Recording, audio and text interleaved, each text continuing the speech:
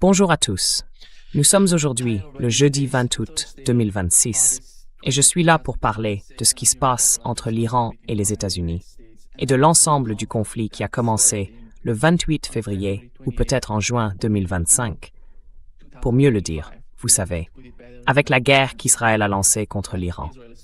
Je pense qu'en ce moment, ce qui se passe, c'est que Trump a annoncé hier, dans une publication, qu'il allait commencer une guerre économique contre l'Iran, avec une pression énorme sur tous les fronts. Il a dit que ce serait de sa part une sorte de mesure écrasante. Qu'est-ce que cela signifie? Je pense que c'est très important. Pour commencer cette discussion aujourd'hui, deux questions sont essentielles.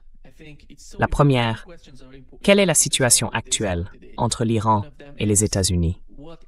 Et la deuxième, vers quoi nous dirigeons-nous? Je soutiendrai que, d'une certaine manière, nous sommes dans la même situation.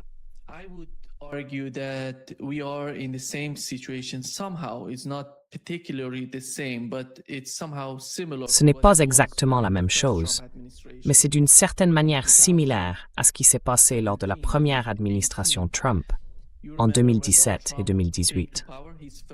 Vous vous souvenez, lorsque Donald Trump est arrivé au pouvoir pour son premier mandat, il a décidé de se retirer du JCPOA qui avait été signé.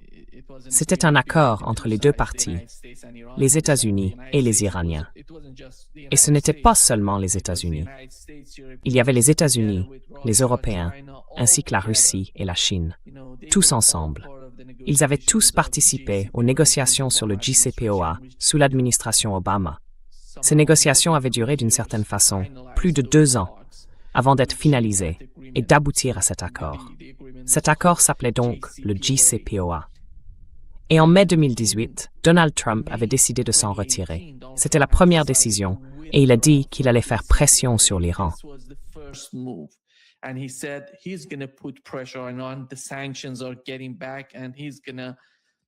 Les sanctions reviennent et il va changer complètement l'atmosphère entre l'Iran et les États-Unis.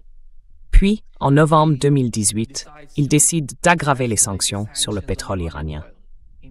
Et à cette époque-là, il y avait 8 pays auxquels les États-Unis avaient d'une manière ou d'une autre accordé une sorte d'autorisation pour acheter du pétrole à l'Iran.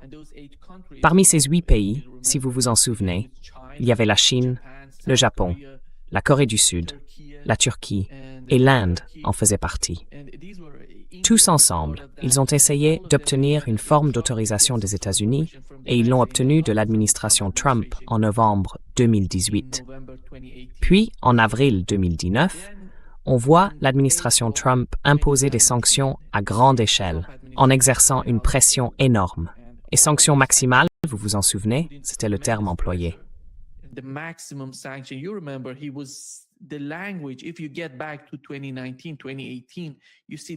Si vous revenez à 2019, à 2018, vous voyez le même langage de la part de l'administration Trump. Hier, il a dit que tout cela, il me semble qu'il est revenu au point où il en était en 2018, en 2017. Autrement dit, il pense que l'énorme pression économique exercée sur l'Iran, avec les sanctions, en mettant la pression sur tous les fronts, ne concerne pas seulement les sanctions. Il s'agit de savoir comment faire pression sur d'autres pays pour qu'ils coopèrent avec vous afin de faire pression sur l'Iran. C'est ce qui se passe dans l'esprit de Donald Trump. Mais le problème, c'est que 2026 ne ressemble pas du tout à ce qu'était la situation sous son premier mandat, en 2018. Vous vous souvenez de la manière dont les Européens coopéraient avec les États-Unis dans le cadre du JCPOA. Puis l'administration Trump est arrivée et a dit qu'elle voulait se retirer.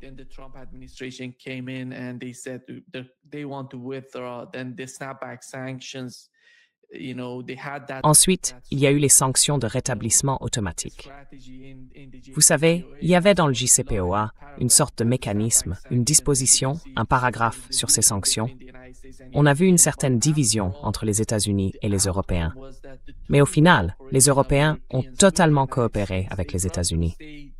Ils ont essayé de défendre leur propre position, mais au final, ils ont coopéré avec les États-Unis.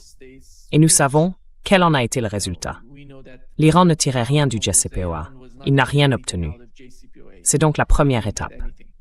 Les autres pays qui ont coopéré avec les États-Unis en 2018, c'était la Russie et la Chine. Avant 2018, sous l'administration Obama, la Russie et la Chine coopéraient avec l'administration Obama. Russia and China cooperated with the Obama administration. They tried to put, they tried to facilitate.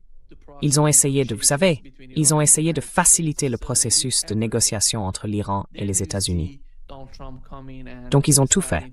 Puis Donald Trump arrive et décide d'exercer une pression.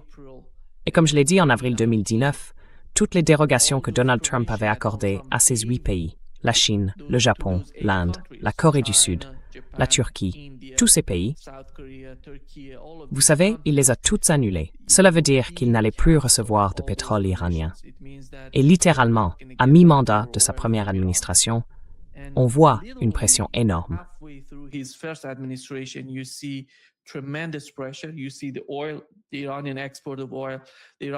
Vous voyez, le pétrole, les exportations iraniennes de pétrole, le gouvernement iranien.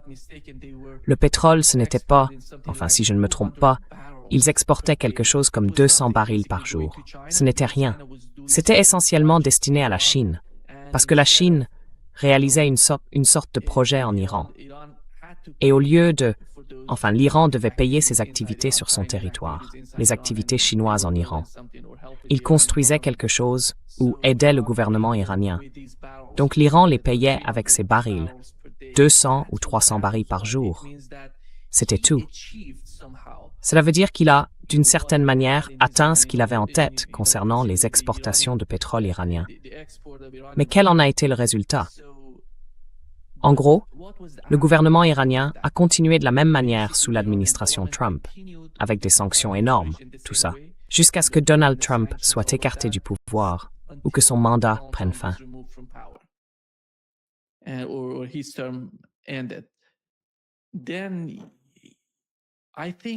Alors je pense que ce à quoi nous assistons en ce moment ressemble beaucoup à ce qui s'est déjà produit.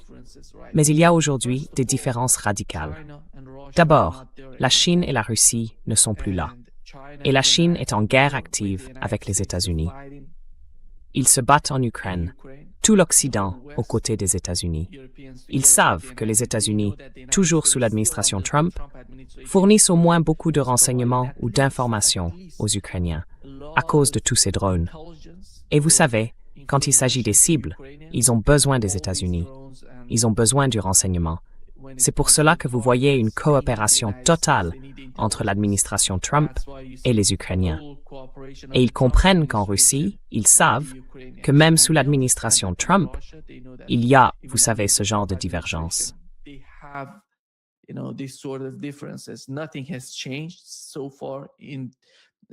Jusqu'à présent, rien n'a changé aux yeux des Russes. Peut-être que la possibilité d'une guerre nucléaire, d'une escalade drastique entre l'Occident et la Russie, a diminué depuis que Donald Trump est arrivé au pouvoir aux États-Unis. Je n'en suis pas certain, parce que depuis Donald Trump, depuis son investiture aux États-Unis, on voit de multiples attaques contre Vladimir Poutine.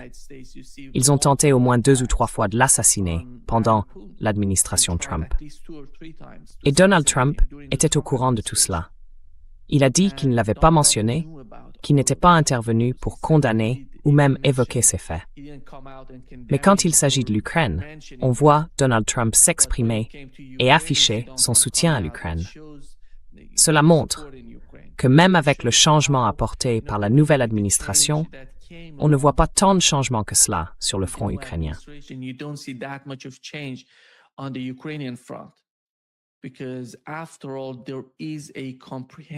Parce qu'après tout, au sein de l'establishment aux États-Unis, il y a une compréhension globale selon laquelle la guerre en Ukraine ne peut pas se terminer de la manière la plus favorable à la Russie.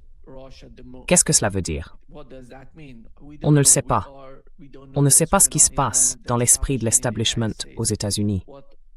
Qu'est-ce qu'ils vont faire? Parce que l'Ukraine, enfin, je suppose que l'Ukraine, quand on regarde l'Ukraine aujourd'hui, c'est tragique. On ne peut pas comparer l'Ukraine d'aujourd'hui à ce qu'elle était avant février 2022. Ce n'est pas comparable. La population, l'économie, tout a été détruit. Et ils sont tellement heureux que les drones ukrainiens frappent certaines installations pétrolières en Russie et mettent la population russe sous pression. In Russia and putting pressure on Russian people. This is not the way that war À mon avis, ce n'est pas comme ça que fonctionne une guerre. Et c'est la difficulté que Donald Trump rencontre avec la Russie. La Russie aujourd'hui n'est peut-être pas l'ennemi, mais elle n'est pas l'ami des États-Unis dans ce qui se passe entre l'Iran et les États-Unis. Elle ne va pas faciliter les choses, ni aider Donald Trump à atteindre ses objectifs. Parce qu'au fond, ces deux guerres sont très liées. Il faut le comprendre. Elles sont très liées l'une à l'autre, à cause des munitions, à cause de ce que les États-Unis fournissent à l'Ukraine, à Israël et au Moyen-Orient, à tous ces pays du CCG. Parce que pendant la guerre, on voit comment elle est menée depuis le 28 février. Vous savez, les deux camps dépendent essentiellement de leur capacité offensive et défensive. Et ce sont les mêmes calculs en Ukraine, les capacités offensives et défensives.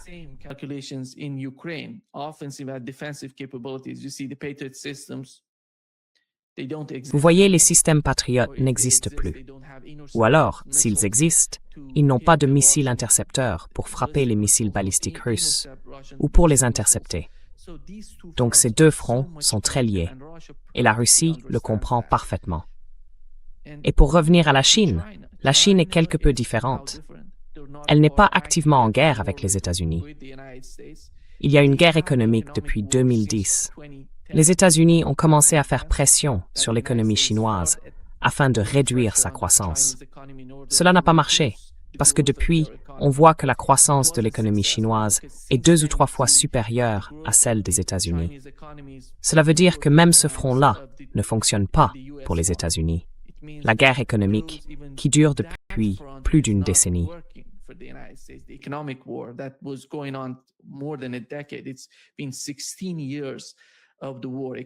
Cela fait 16 ans de guerre économique. Donc la Chine ne va pas céder. Donald Trump s'est rendu en Chine avec, vous savez, toutes ces personnalités, Elon Musk, et on voit tous ces oligarques des États-Unis qui l'accompagnent pour provoquer un changement. Donald Trump voulait montrer qu'il prenait au sérieux l'amélioration des relations avec la Chine. Mais la Chine ne va pas se laisser tromper. Ils le savent, parce qu'ils veulent connaître les chiffres. Et beaucoup de gens pensaient que Donald Trump allait peut-être obtenir quelque chose de la Chine contre l'Iran, ou que la Chine coopérerait avec les États-Unis dans le détroit d'Ormuz pour rouvrir le détroit d'Ormuz. Le point essentiel, ici, c'est que le détroit d'Ormuz est devenu la question la plus importante pour Donald Trump et son administration. Et jusqu'à présent, ils ont tout essayé.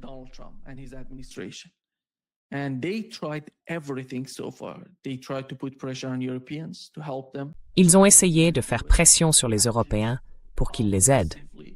Ils ne l'ont pas fait, en tout cas sur le plan offensif. Ils ne sont pas venus aider les États-Unis et la marine américaine dans le Golfe Persique. Pour être honnête, et pour être logique, il n'y a rien de plus que les Européens puissent faire dans le détroit d'Ormuz que les États-Unis ne soient déjà capables de faire. Les États-Unis disposent de toutes les capacités, avec leur porte-avions. Leur marine est immense. Si la marine américaine ne peut pas le faire, comment imaginer que l'Europe puisse changer la situation? Mais ils attendaient autre chose de la Chine. Ils voulaient quelque chose de politique. Ils voulaient que la Chine exerce une pression politique sur l'Iran, vous savez, pour ouvrir le détroit d'Ormuz. D'une certaine manière, la Chine a poliment convaincu Donald Trump qu'il n'obtiendrait rien de la Chine.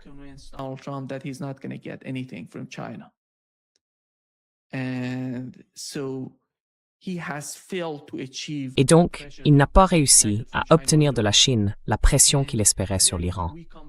Ensuite, on revient à d'autres pays, comme l'Inde. Depuis le début de la guerre, l'Inde a décidé de prendre parti. Et l'Inde est du côté d'Israël et des États-Unis. Mais d'un autre côté, elle est très dépendante. Elle dépendait du pétrole du Golfe Persique. Elle dépendait du pétrole russe. Donc l'Inde a l'esprit tourné vers l'Occident. Et elle est liée aux États-Unis et à Israël. Mais le corps, lui, a besoin de tout. Le sang vient d'Asie occidentale, d'Eurasie, de Russie. Alors sans ce sang, l'Inde ne peut pas survivre. Et ils le savent. Je pense qu'on peut le dire. Ils n'ont pas été très intelligents dans leur approche du conflit, de ces deux conflits, et dans leur positionnement dans ces deux guerres. And the position, their position in these two wars. But after all, they understand they need something to survive. Mais au fond, ils comprennent qu'ils ont besoin de quelque chose pour survivre. Le pétrole, le gaz, l'énergie qui vient d'Asie occidentale et d'Eurasie dans son ensemble. Voilà donc le calcul de l'Inde. Pour le Japon et la Corée du Sud, c'est plus tragique, parce que ces deux pays sont totalement sous la coupe des États-Unis depuis de nombreuses années. Le Japon, d'une certaine manière, son économie semble connaître une forme d'effondrement. Et c'est pourquoi on voit les États-Unis essayer de résoudre le problème de leur monnaie, qui était elle aussi en train de s'effondrer, d'une certaine façon. Donald Trump a utilisé l'euro européen pour les aider et non le dollar américain. On ressent cette pression. Quand il fait cela, cela veut dire qu'il a très peur de ce qui se passe avec le dollar.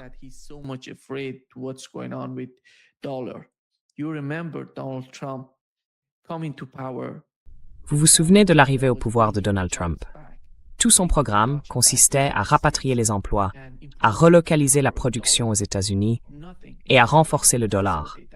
Or, rien de ce qui se passe aujourd'hui ne va dans ce sens. Parce que la guerre en Asie occidentale s'aggrave. Et en Ukraine, on ne peut pas dire ce qui se passera cet hiver, par exemple, parce que la Russie étrangle l'économie ukrainienne et elle contrôle totalement la mer Noire. Il ne se passe plus rien à Odessa, l'un des principaux ports d'Ukraine. La liaison entre les Britanniques et l'Ukraine passait par le port d'Odessa. Ce n'est plus le cas. L'Ukraine est soumise à une pression énorme et l'Europe est là.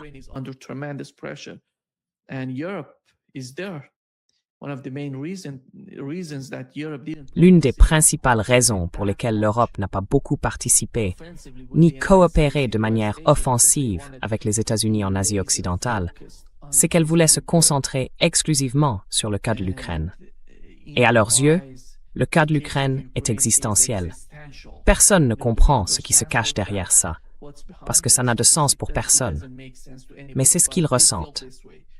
On ne peut pas attendre autre chose de l'Europe. Cela fait un moment qu'ils se comportent de manière illogique. Et à mon avis, il n'y a plus de pensée logique en Europe. Mais pour revenir à l'Asie occidentale, le cas de la Corée du Sud devient beaucoup plus compliqué. Parce que le Japon a ses propres problèmes et ne reçoit pas le pétrole venant d'Asie occidentale. Nous savons ce qui se passe. Vous vous souvenez, il y a 4 ou 5 semaines, il suppliait le gouvernement iranien de laisser passer l'un de ses pétroliers par le détroit d'Ormuz pour qu'il puisse rejoindre le Japon.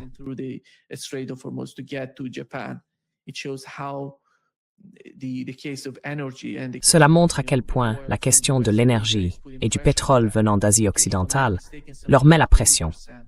Si je ne me trompe pas, quelque chose comme 80% ou 75% de leur énergie vient d'Asie occidentale. Vous pouvez donc imaginer. Et ce n'est pas seulement le Japon. La Corée du Sud est dans la même situation. Imaginez que vous soyez en Corée du Sud sous une pression énorme à cause de la guerre que Donald Trump a déclenchée contre l'Iran et de la situation dans le détroit d'Ormuz.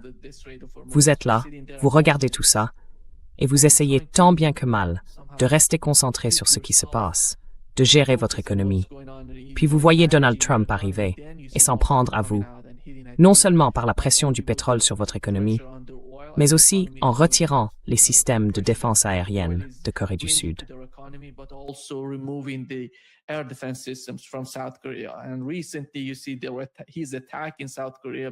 Et récemment, on a vu son attaque contre la Corée du Sud parce qu'elle n'a pas participé.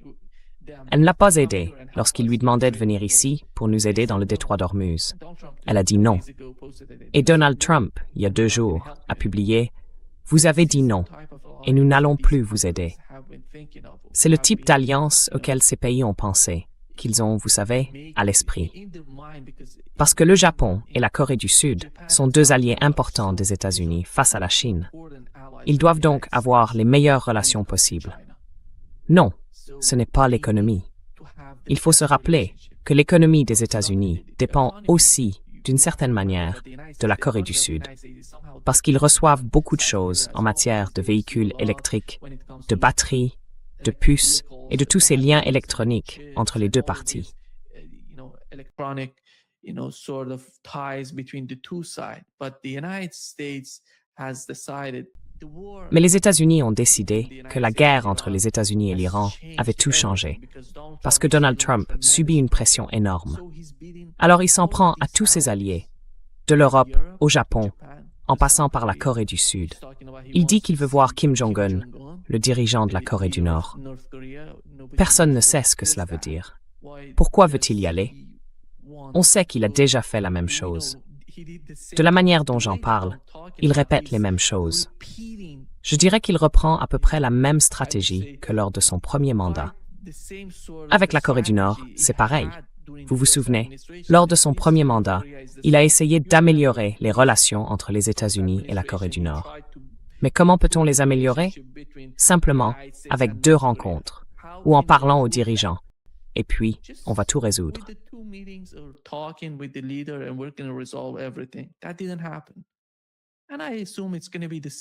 Ça ne s'est pas produit. Et je suppose que ce sera la même chose. Tout tourne autour de la Corée du Sud. Son approche de la Corée du Nord ne consiste pas seulement à faire pression sur son économie.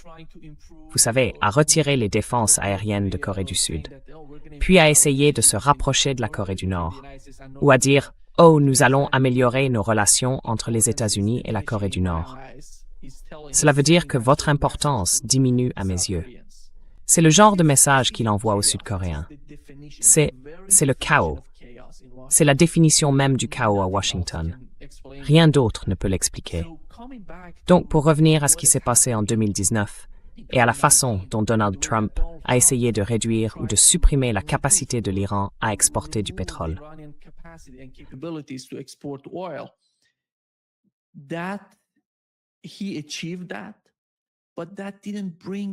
Il y est parvenu, mais cela n'a pas mis l'Iran à genoux. C'est ça le problème. Et il revient à la même stratégie. Mais aujourd'hui, l'Iran n'a même plus rien à voir avec ce qu'il était en 2019. C'est un cas complètement différent, désormais. L'Iran se sent beaucoup plus puissant depuis la guerre que Donald Trump a déclenchée contre lui. C'est nouveau. L'Iran ne pense pas que les États-Unis aient les capacités de le vaincre militairement. C'est répété encore et encore dans les médias persans, par les analystes persans en Iran. Et ils pensent pouvoir poursuivre cette guerre militairement aussi longtemps qu'il le faudra et vaincre les États-Unis.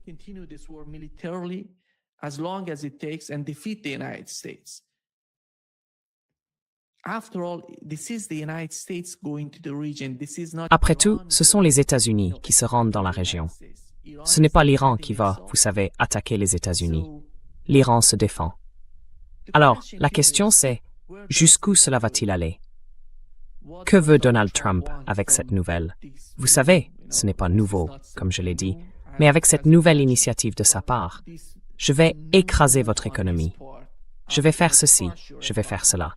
À mon avis, en Iran, personne ne se souciera de ce que Donald Trump apportera, de la pression qu'il veut exercer sur l'économie iranienne. C'est difficile. Tout le monde le sait en Iran. Ils savent que c'est difficile. Cela va mettre l'économie sous pression. Oui, ce sera énorme.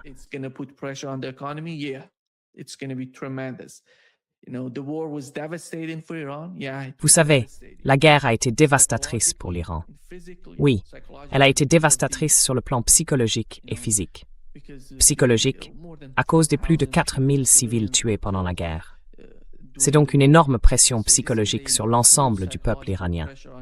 Et leur économie est soumise à une pression énorme.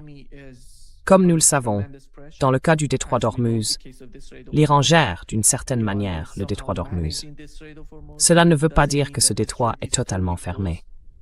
Je veux être, vous savez, je pense littéralement que dans ce qui se passe dans ce détroit, l'Iran coopère avec certains pays et laisse les pétroliers traverser le détroit d'Ormuz.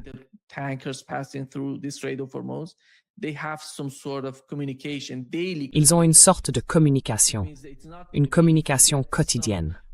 Ça veut dire que ce n'est pas parce qu'un pétrolier sort du détroit d'Ormuz que le suivant pourra sortir. parce qu'il vient, par exemple, du Japon. Non, ils doivent communiquer pour chaque pétrolier et chaque navire afin de les laisser passer par le détroit d'Ormuz. C'est cette communication quotidienne qui a lieu. C'est pour cela que l'Iran contrôle le nombre de barils qui sortent du détroit d'Ormuz. Et l'autre c'est, qu'arrive-t-il à la région?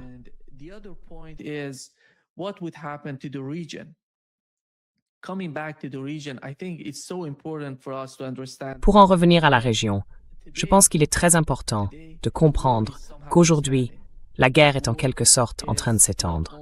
La guerre ne se joue pas seulement entre l'Iran et les États-Unis. Elle est arrivée en Irak.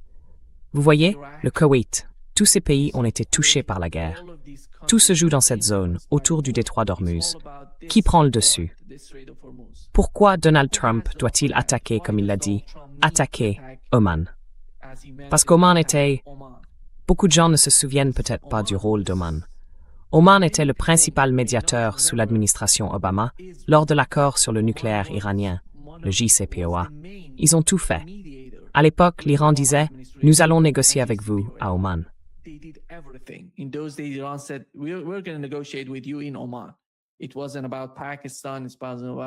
Il ne s'agissait pas du Pakistan, il ne s'agissait pas du Qatar, il s'agissait entièrement d'Oman. Oman était tellement important. Ils ont essayé de préserver leur rôle de manière à servir leur position dans la région, vous savez, sans se ranger du côté des États-Unis, ni du côté des Iraniens, et en essayant de négocier avec les deux parties pour les aider. Et aujourd'hui, vous voyez Donald Trump parler d'attaquer Oman. Pourquoi? Parce que le nouveau mécanisme a été défini, et Donald Trump sait qu'ils sont en train de finaliser les négociations. Cela signifie que l'Iran et Oman vont mettre en place un nouveau mécanisme pour le détroit d'Ormuz. Ce sera la solution permanente pour le détroit.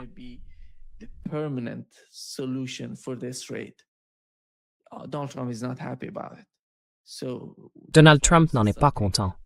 C'est pour ça que dès qu'il lui arrive quelque chose, il dit « Je vais attaquer Oman s'il ne coopère pas avec nous ». Mais l'autre problème, c'est que ça ne concerne pas seulement le détroit d'Ormuz. La guerre s'étend dans toute l'Asie occidentale. L'Irak est en pleine forme de tourmente, du nord au sud du pays, jusqu'à la frontière avec le Koweït ici.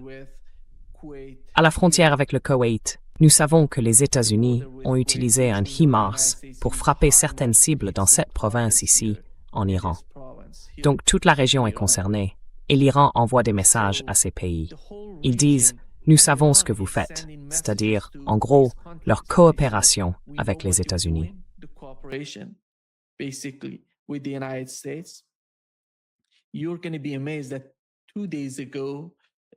Vous allez être étonnés. Il y a 2 jours, tout à coup, c'était hier ou avant-hier, le gouvernement des Émirats arabes unis a déclaré que 2 missiles, des missiles balistiques tirés depuis l'Iran, avaient tenté de nous frapper, de nous viser ici, aux Émirats arabes unis. Donc, à cause de ça, nous allons rompre tous les liens économiques avec les Iraniens. Et il n'y aura plus aucun commerce, plus rien entre l'Iran et les Émirats arabes unis. C'est ça, la décision. C'est ce que Donald Trump les a forcés à faire, parce qu'il veut mettre la pression sur les Iraniens. Mais l'Iran contrôle la région, d'une manière qu'il ne le faisait pas auparavant. Durant le premier mandat, l'Iran n'était pas aussi dominant dans la région, je dirais, parce que la guerre a changé toute la dynamique de l'Asie de l'Ouest.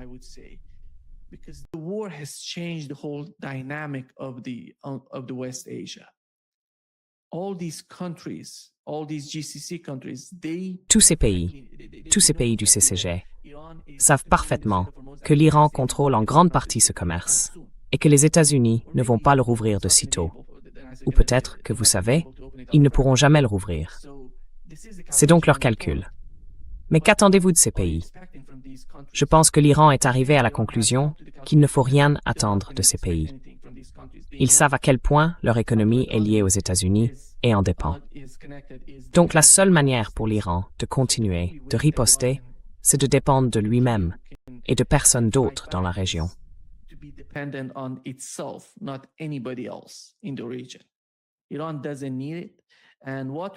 L'Iran n'en a pas besoin. Et ce que nous savons, dans le cas par exemple du pétrole iranien et de ses exportations, c'est que l'Iran a toujours la capacité de l'acheminer via le Pakistan ou vers d'autres zones, jusqu'en Chine. Cela ne veut pas dire que les États-Unis pourront réduire drastiquement les exportations de pétrole. L'Iran a toujours les moyens de l'exporter. Il existe d'autres routes vers la Chine, par exemple, parmi beaucoup d'autres. Si je ne me trompe pas, 80 ou 90% du pétrole iranien va en Chine. Et je ne vois pas la Chine coopérer avec les États-Unis, parce que la Chine n'est pas en guerre ouverte contre les États-Unis. Mais, comme je l'ai dit, leur guerre économique dure depuis très longtemps.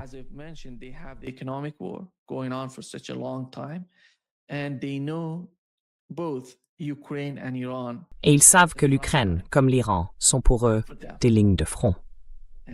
Parce que tant que les États-Unis restent dans ce combat et fournissent des armes, des missiles, des intercepteurs, des systèmes de défense aérienne, du renseignement, tant qu'ils sont impliqués dans ces deux guerres, ils ne leur poseront pas autant de problèmes sur la question de Taïwan. Et la Chine veut Taïwan. Ils ont dit que d'ici 2030, si je ne me trompe pas, la réunification des deux côtés aurait lieu. Taïwan reviendrait à la Chine et passerait sous le contrôle du gouvernement chinois. C'est le plan. C'est l'objectif de la Chine. Mais en Asie occidentale, la guerre échappe au contrôle de l'administration Trump.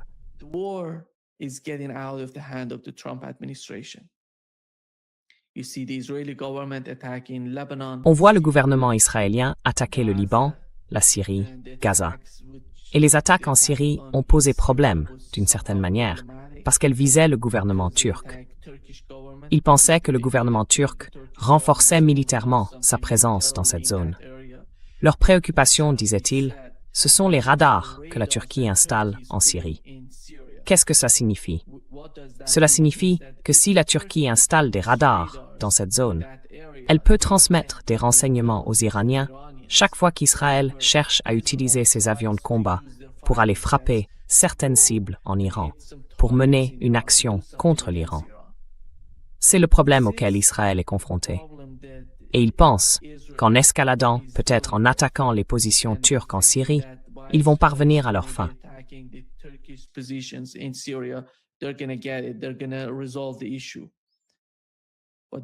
Ils vont régler le problème. Mais le problème pour Israël, c'est que cette relation entre la Syrie et la Turquie remonte à des années et des années.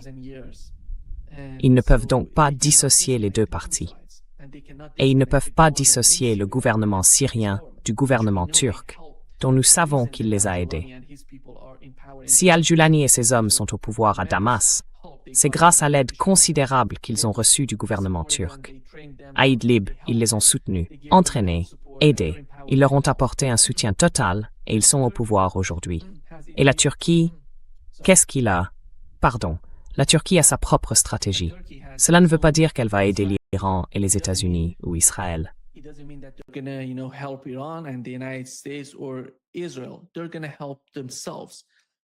Ils vont en tirer profit. L'agenda de la Turquie est essentiellement centré sur la Turquie, pas sur l'Iran, pas sur Israël, pas sur la Syrie. Tout tourne autour de la Turquie et de ce qui est le mieux pour elle. Et ce qui est le mieux pour la Turquie, c'est de rester en Syrie. C'est l'un de ses principaux objectifs. Ils veulent rester en Syrie. Ils veulent améliorer les relations entre la Syrie et la Turquie. Ils veulent avoir le pipeline. Ils ont la relation, les futures voies de communication, le commerce qui vient d'Irak, puis passe par la Syrie, et la connexion qu'ils envisagent.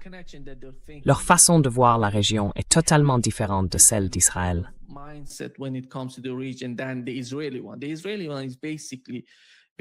Côté israélien, c'est essentiellement fondé sur l'occupation, la prise de terre et l'influence exercée sur le gouvernement.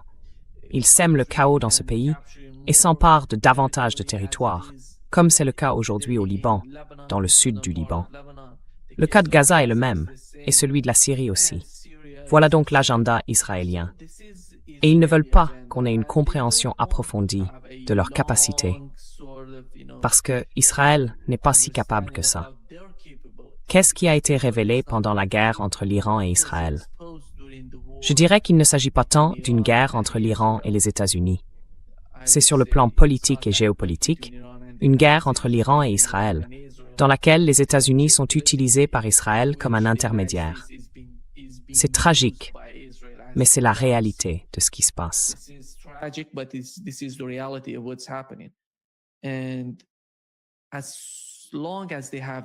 Et tant qu'ils ont les États-Unis pour faire leur guerre, utilisés comme un intermédiaire, ils ne se préoccupent pas tant que ça de l'avenir. C'est pour ça qu'on ne les voit pas.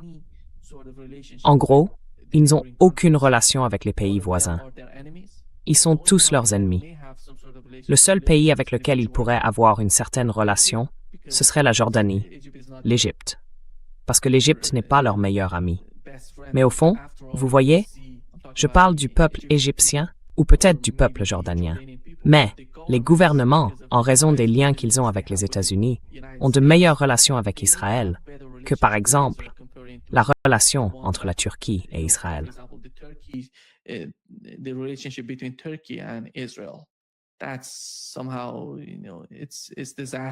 C'est d'une certaine manière, vous savez, désastreux aujourd'hui.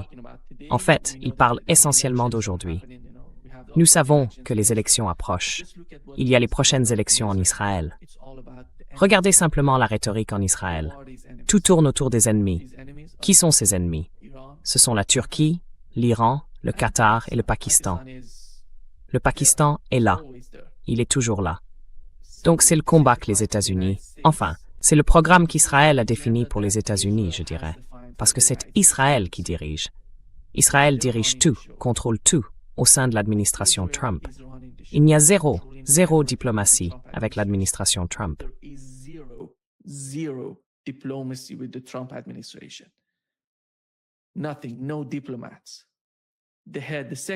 Rien, aucun diplomate. Le chef, le secrétaire d'État des États-Unis, le secrétaire d'État, vous voyez, il ne fait rien. Aucun rôle n'est défini pour Marco Rubio. Ce type ne coopère ni ne négocie avec les Russes, les Iraniens, avec personne. Même en Amérique latine ici, en Amérique latine, on ne voit aucune forme de communication. Avec Rubio, tout tourne autour du renversement des régimes, du renversement des gouvernements et de, vous savez, libérer le peuple à Cuba, au Venezuela. C'est tout son programme à Marco Rubio. Et il l'a accepté. Il sait que Donald Trump ne compte pas tant que ça sur lui.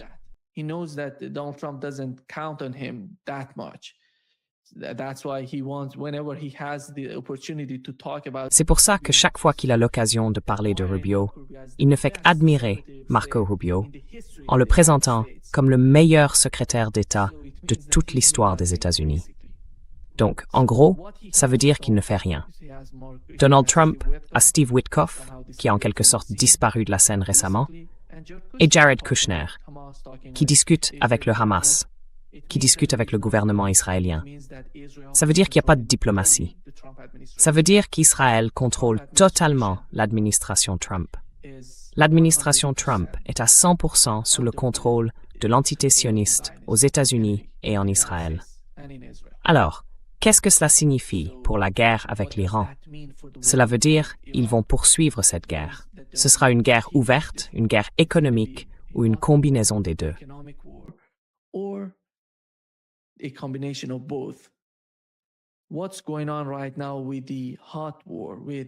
Que se passe-t-il en ce moment avec la guerre ouverte, avec l'armée, avec l'idée d'attaquer l'Iran en utilisant des avions de chasse, des HIMARS, tout ce qu'ils ont? Il semble que l'Iran ait réduit les capacités de l'administration Trump sur ce front. C'est pourquoi, même après l'attaque iranienne contre les navires, on ne voit aucune forme de réponse ou de représailles de la part des États-Unis. Quelle est la deuxième option? C'est ce qui se passe avec l'économie. Exercer une pression énorme sur l'économie iranienne, en espérant peut-être qu'à un moment donné, l'Iran cède ou capitule. C'est une simplification excessive du conflit. Lorsqu'ils calculent, lorsqu'ils observent la région et prennent des décisions, chacun des gestes des Iraniens est calculé. Cela repose sur leur stratégie.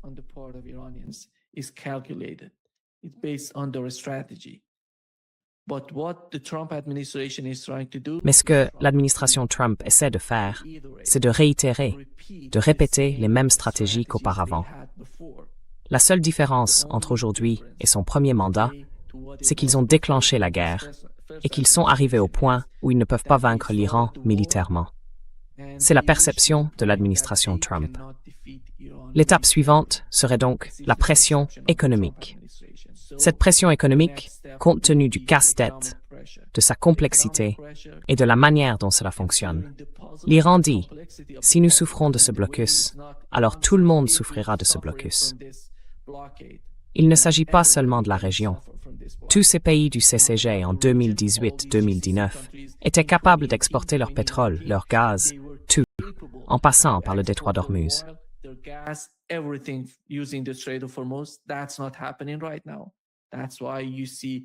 Ça ne se produit pas en ce moment. C'est pour ça que vous voyez, la situation ne s'aggrave pas pour les Iraniens. Elle s'améliore de plus en plus pour les Iraniens. Et le levier de Donald Trump diminue par rapport à ce qu'il était en 2018-2019. Ce n'est même pas comparable. Il n'y a rien du tout. Et la poursuite du blocus, je dirais, ne va pas profiter aux États-Unis. Et ils vont surpasser l'administration Trump. Peut-être que la prochaine administration changera de politique, mais je n'y crois pas. Je pense que pour comprendre qu'il n'y a aucune différence entre les deux administrations, il faut se poser une question simple. Les deux partis, les républicains et les démocrates.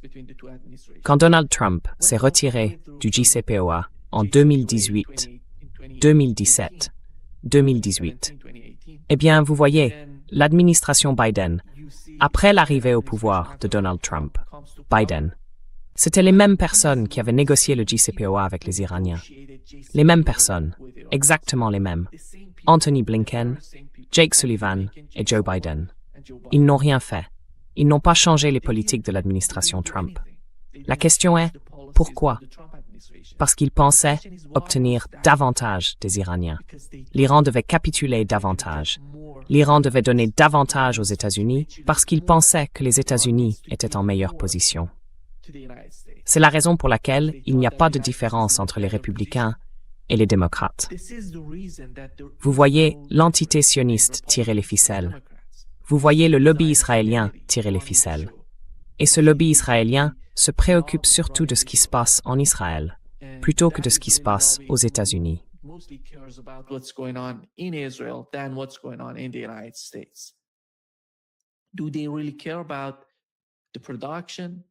Se soucie-t-il vraiment de la production, du retour des emplois aux États-Unis, de l'amélioration de l'économie? Regardez ce qui s'est passé. La dette nationale des États-Unis a dépassé, hier on a appris qu'elle était de plus de 40. Elle était à 20, si je ne me trompe pas, lors de la première administration Trump. Aujourd'hui, elle est à 40. Vous voyez la différence? C'est le double de ce qu'elle était auparavant. Se soucie-t-il vraiment de voir les États-Unis gagner ou s'améliorer? Non. Ces gens-là ne s'en soucient pas. Tant que l'agenda israélien, l'agenda sioniste, dirige les États-Unis. Je pense que selon ma compréhension, les États-Unis peuvent se définir d'une manière sophistiquée si nous sortons de la réalité et que nous voulons fantasmer, que nous voulons nous créer une sorte de fantasme.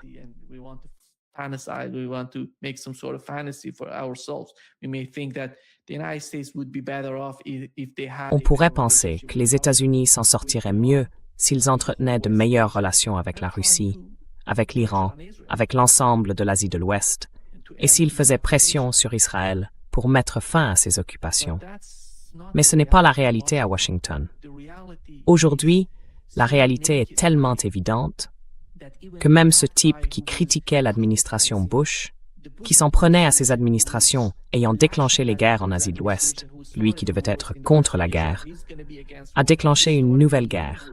Une guerre à laquelle il ne pourra pas mettre fin avant de quitter ses fonctions à Washington. C'est l'héritage de l'administration Trump, transmis à l'administration suivante.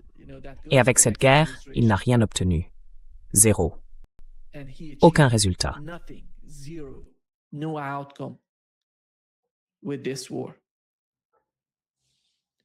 Et je crois vraiment que l'Iran se sent très à l'aise avec la poursuite de la guerre.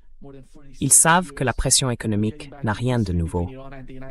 Depuis plus de 46 ans, si l'on revient à l'histoire entre l'Iran et les États-Unis, C'était sous l'administration Clinton. L'Iran a décidé d'améliorer ses relations avec les États-Unis. Ils ont donc laissé entrer les entreprises américaines. Conoco avait un contrat avec les Iraniens et ils voulaient améliorer les choses. Ça n'a pas marché. Vous voyez, l'administration Clinton a tout détruit. Ils sont arrivés, ils ont dit que d'abord, ils allaient faire pression ou sanctionner le secteur pétrolier iranien. Et ils n'ont pas donné aux entreprises américaines l'autorisation de coopérer avec les Iraniens.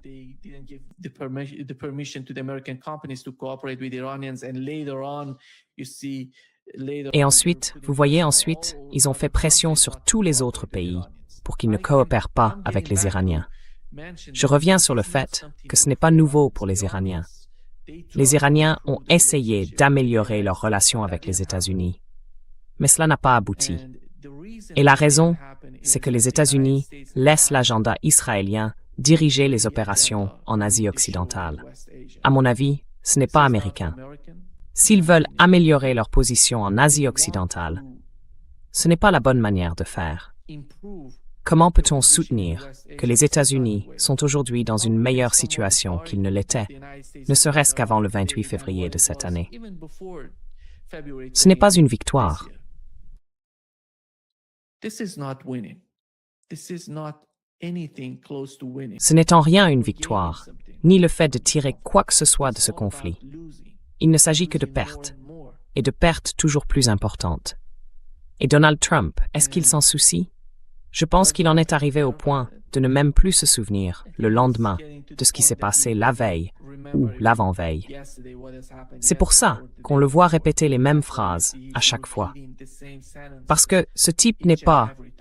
Vous savez, sa mémoire ne fonctionne pas, elle ne fonctionne pas correctement. Et tout ce qui l'intéresse en ce moment, c'est sa famille. Peut-être que plus tard, quand il quittera ses fonctions, il ne voudra avoir aucun problème avec le lobby israélien.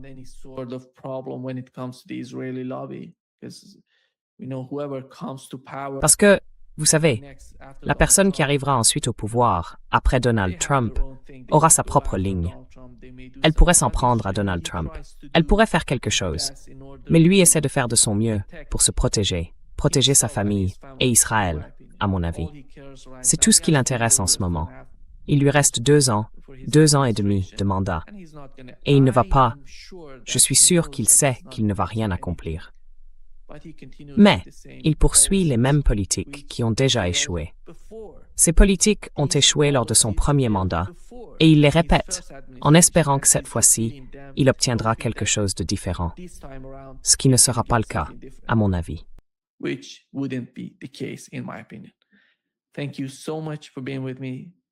Merci beaucoup d'avoir été avec moi aujourd'hui. Dans 30 minutes, je vais m'entretenir avec Pepe Escobar. Rejoignez-moi.